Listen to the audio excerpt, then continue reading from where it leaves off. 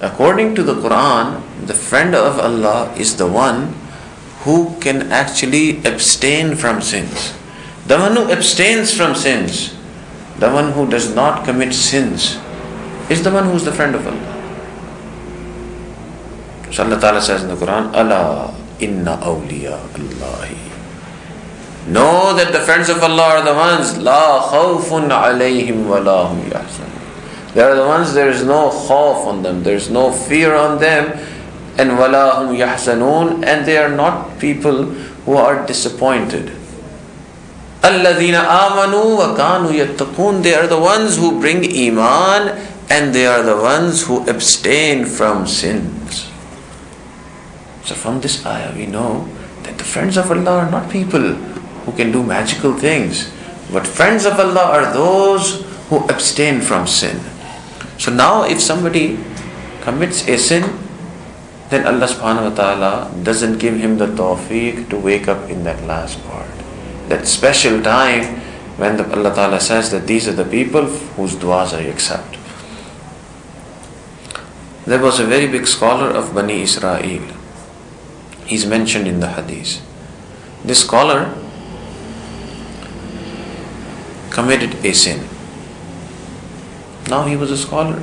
He knew that if you commit a sin, then Allah subhanahu wa ta'ala punishes you. Allah ta'ala takes away the bounties, the favors that He has done to you. So he committed a big sin, and then he saw that for a few weeks, all the favors of Allah subhanahu wa ta'ala are on him the way they were before he committed the sin. So he was very surprised, because he knew in his mind that I have committed this sin. Something wrong should happen to me. Some favor, some gift of Allah should be taken away from me. But it didn't happen. And weeks upon weeks passed by. So one day he made dua to Allah, that, oh Allah, I committed this big sin, and your favors are on me the way they were before I committed this sin. So you are so merciful. And as soon as he made dua, in his heart he felt as if Allah Ta'ala has said to him that, oh my servant, no, you have committed a sin, you should be deprived. You are deprived.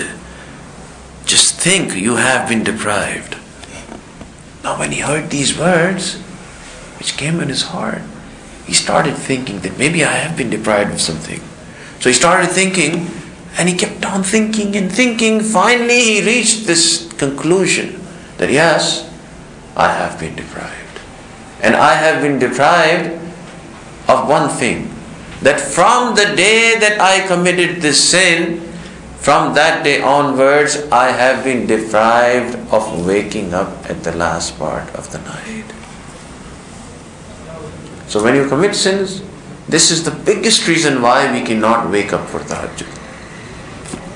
The night that you don't wake up for tahajjud, if you're somebody who wakes up every night, the night that you don't wake up, you should know that there is some sin which you have committed, because of which Allah subhanahu wa ta'ala didn't give you the opportunity to wake up.